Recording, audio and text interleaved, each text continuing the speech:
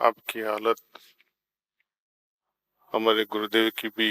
మీకు ఎదురైన ఈ పరిస్థితి మా గురుదేవులైన పూజ్య బాబూజీ మహారాజ్‌కి కూడా ఎదురైంది.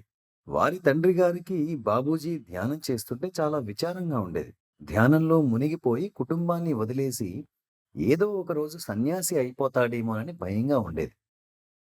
సామాన్యంగా ప్రజలకు ధ్యానం గూర్చి చాలా అనుమానం ఉంటుంది.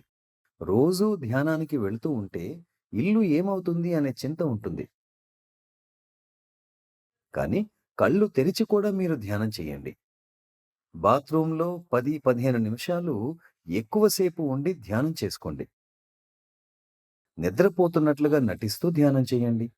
చెయ్యాలంటే చాలా మార్గాలున్నాయి. తల్లిదండ్రులతో వివాదం పెట్టుకోవడం మాత్రం మంచిది కాదు. ధ్యానం చెయ్యడం లేదని వాళ్ళకి చెప్పండి.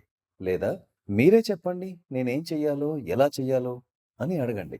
మీ దగ్గర ఏదైనా పద్ధతి ఉందా అని అడగండి. ఇది నేను చేసే ధ్యానం. మీరు కూడా స్వయంగా చేసి చూడండి. నేను మంచి పద్ధతిలో చేస్తున్నానా? లేక ఏమైనా తప్పుగా చేస్తున్నానా అని. నేను చేస్తున్నది తప్పు అని మీకు అనిపిస్తే చెప్పండి. నేను వదిలేస్తాను. కానీ మీరు ఒకసారి ప్రయత్నించి చూడండి అని మీ తల్లిదండ్రులకు చెప్పండి. ఈ 2 ఉపాయాలే నేను మీకు చెప్పగలిగేవి.